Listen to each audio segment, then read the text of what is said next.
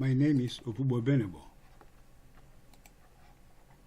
Operating a subsistence farm such that farm produce with the implicit quality of healthfulness and high productivity as desired obtains entails, as must have been surmised from the so far provided information, the planting and harvesting of a set of food crops deemed essential crops.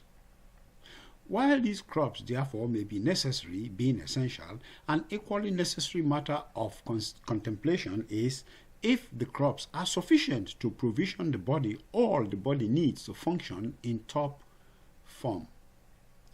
The matter of sufficiency of a set of food for the human physiology takes the consideration of farming deep into the biochemistry of the cell's capability to utilize all that is in the chemical environment produced from the consumption of these essential crops in production of the proteins and biologics that the body needs.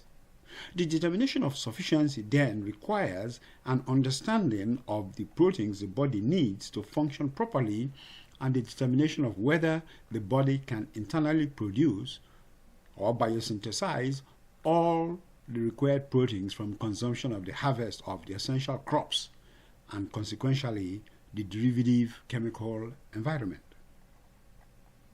A well-known fact is that the body requires proteins and ordinarily biosynthesizes such from amino acids formed from the anabolic reactions of the metabolism of the food consumed. There are, however, proteins biosynthesized from a set of amino acids that the human body cannot produce with the natural anabolic reactions of metabolism. So a consideration becomes whether or not the sources of these amino acids are part of the essential crops. Inclusivity of such crops establishes sufficiency and exclusivity asserts insufficiency.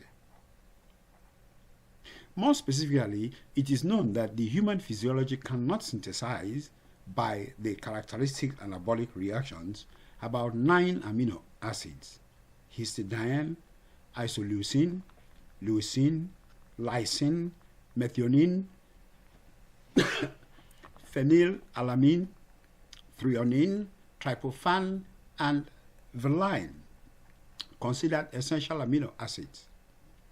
Further, these 9 amino acids are known to be available from such foods as meat, dairy, fish and eggs, and soy and quinoa. Obviously, the essential crops selection does not include any of the listed sources of the essential amino acids.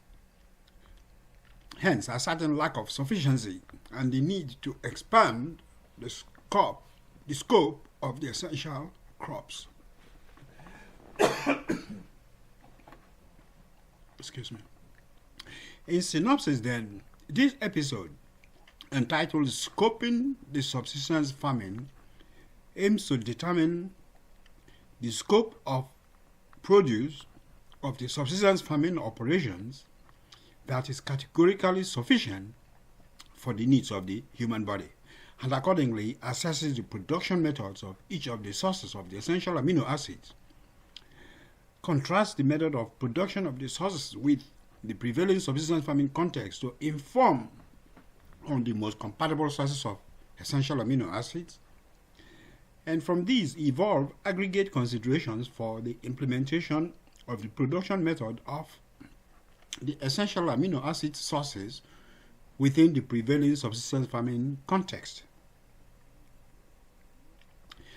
The driver rationale guiding scoping of the subsistence farming has the object of choosing from among the production methods of each of the sources of essential amino acids the method that is embeddable in the prevailing context of subsistence farming. Foremost in the considerations, of course, is the small land mass adopted for the subsistence farming. In effect, any production method that requires more space than adopted would be non-embeddable and so removed from consideration.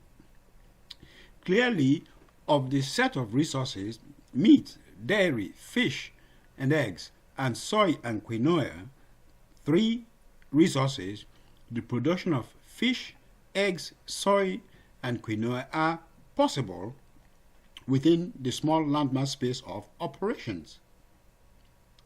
The resource of dairy requires owning a cow that entails husbandry, requiring just about all the space of the subsistence farming, and the cost of a cow is not readily affordable by a subsistence farmer.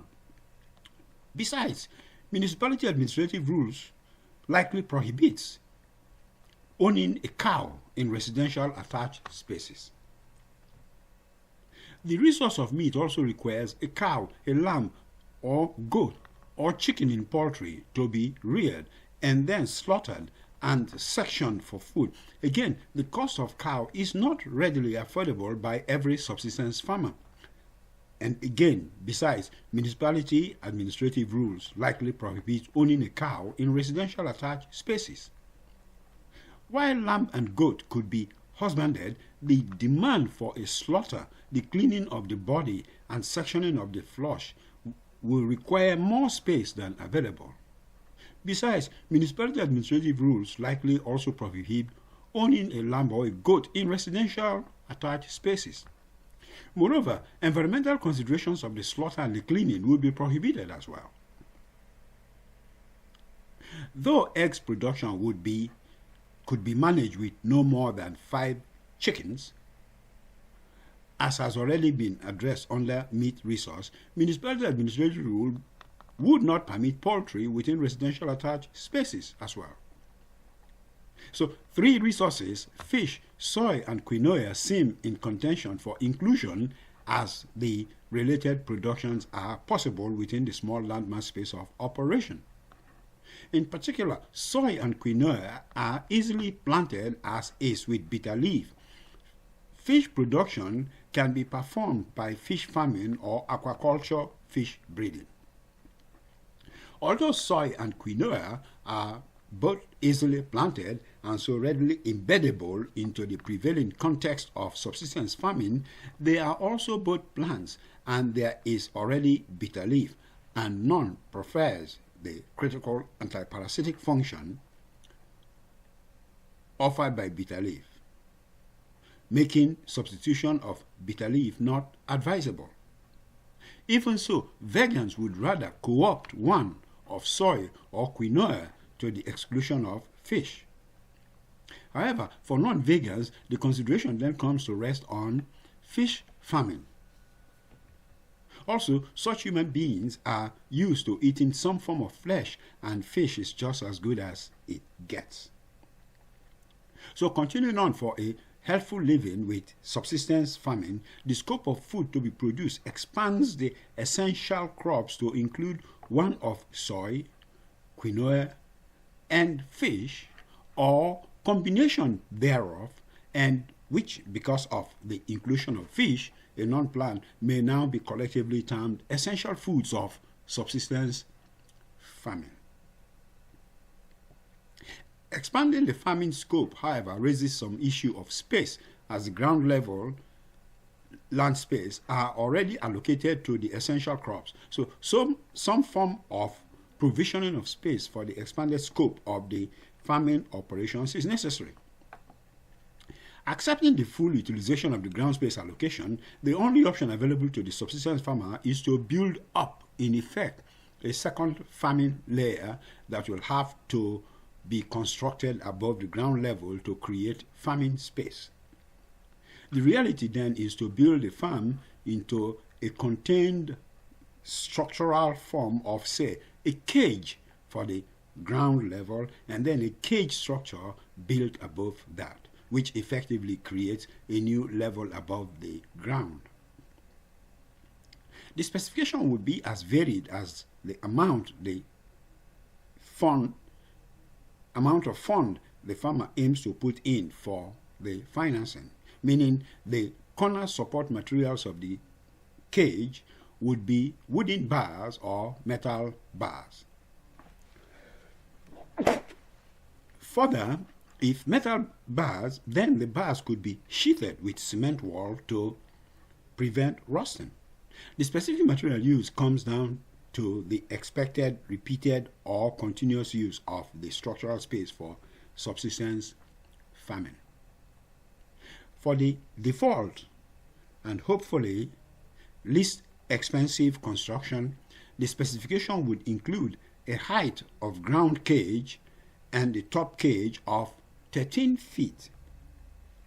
The cage corner materials of wood, preferentially mahogany, interlocked with industrial fasteners.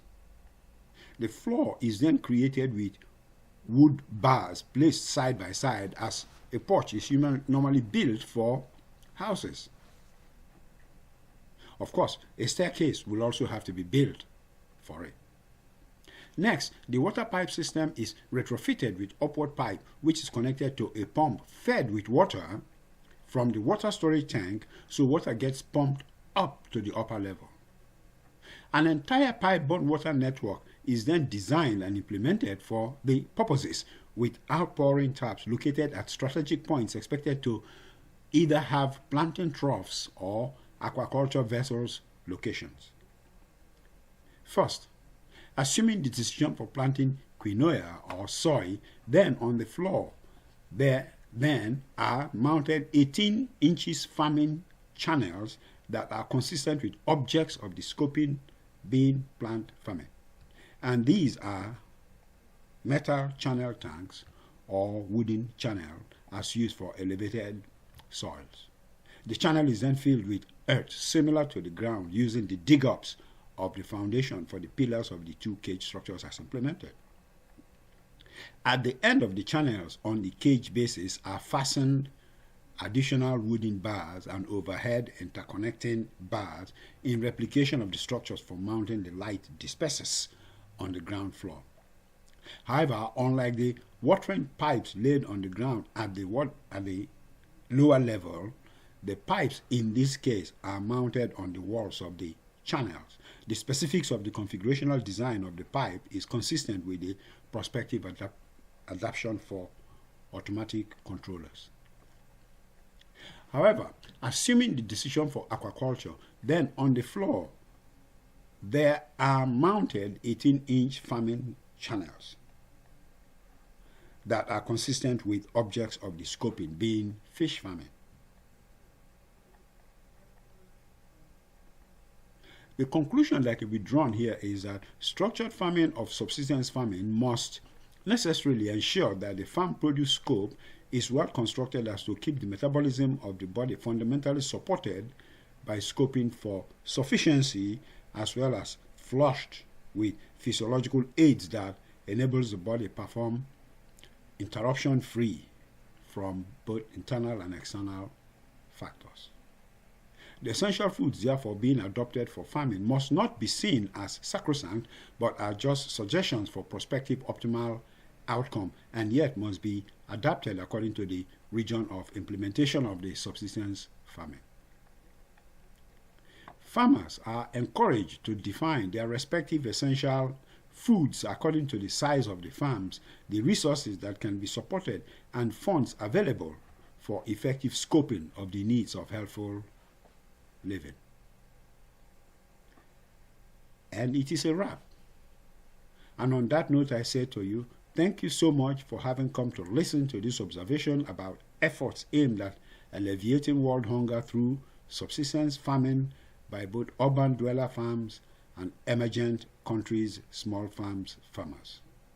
You are truly appreciated, and if you would like to get privileged viewer reader information or access podcasts of specialized content or access even vertically integrated concepts, then I implore you to join my support club and enjoy that privileged status. Moreover, while still here, please do take a moment and subscribe to the channel as you'll be informed of the publication of every new episode as soon as it is released. Thank you. Bye. Till next episode.